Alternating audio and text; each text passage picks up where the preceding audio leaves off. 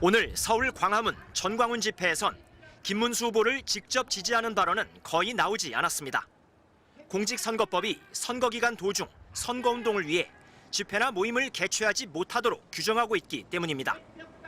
참가자가 25명이 넘는 집회에 무대 위에 올라 특정 후보를 지지하는 건 명백한 불법입니다.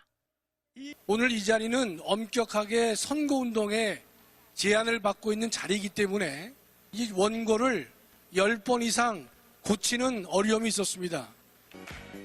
하지만 호소문이란 제목으로 대신 낭독된 윤석열 전 대통령의 메시지는 달랐습니다. 투표장에 가셔서 김문수 후보에게 힘을 몰아주시기를 호소드립니다.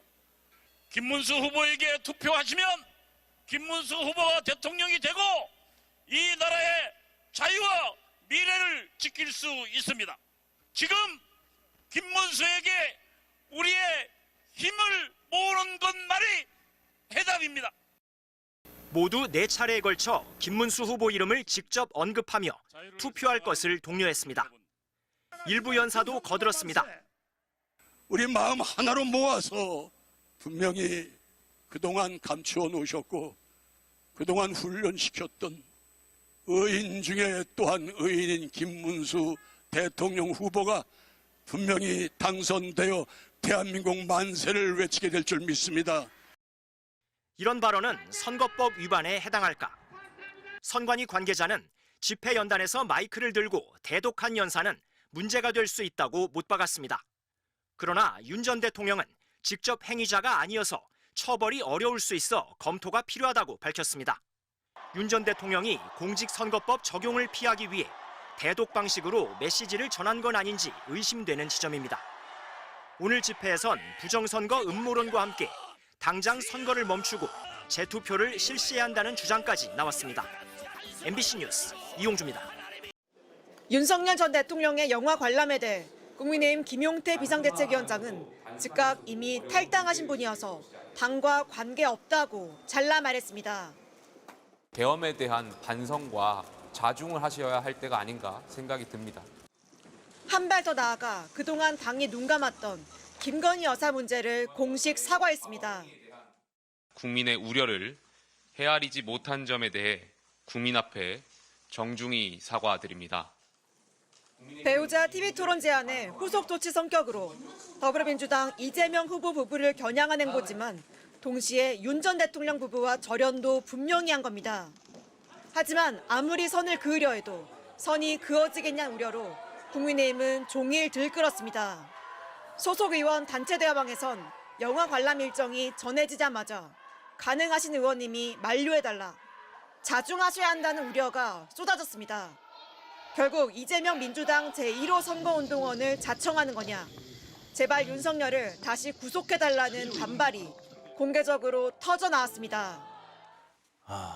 진짜 파렴치하다라는 생각밖에 안 듭니다. 저분이 아예 보수를 그냥 괴멸시키려고 정말 작정을 했구나. 국민의힘 한 중진 의원은 애초에 윤 전 대통령을 출당시키거나 제명시켰어야 한다며 잦은 탈당에 길을 열어준 지도부를 질책했습니다. 더구나 윤석열 전 대통령이 관람한 부정선거 의혹 다큐멘터리가 사전투표를 문제 삼고 있다 보니 부정선거론 때문에 당장 사전투표율이 낮아질까 봐 걱정이라는 토로도 나왔습니다. 한동훈 전 대표는 부정선거론자인 윤 전 대통령이 정작 사전투표를 해왔다며 일침을 날렸습니다. 윤석열 전 대통령은 부정선거를 얘기하지만 그 본인은 지난 선거 내내 사전투표를 했습니다. 부정선거 음모론을 퍼뜨리는 것은 선거 필패의 지름길입니다. 김문수 캠프는 이번 주 중도층 표심을 노리고 유권자가 가장 많은 수도권을 공략하고 있는데 이 시점 터진 윤석열 변수가 악재로 작용하진 않을지 노심초사하는 분위기입니다.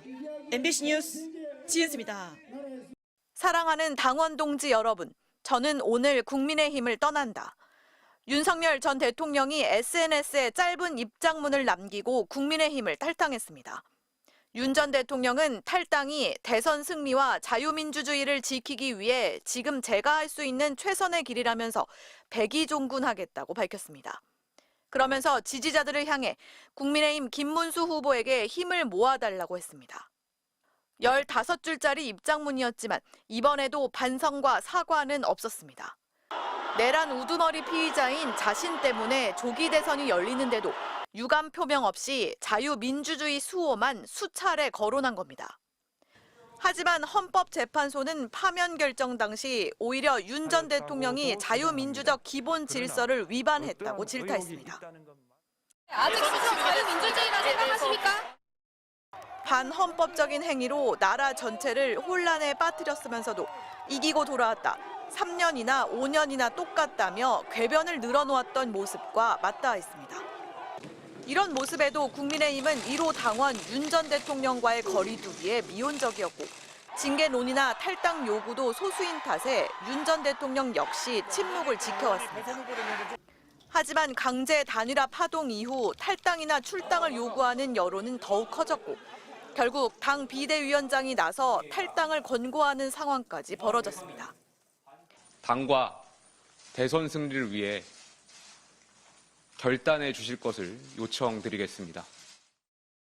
윤 전 대통령의 탈당 선언 이후 최측근인 석동현 변호사도 김 후보 캠프에서 맡았던 위원장직에서 물러났습니다.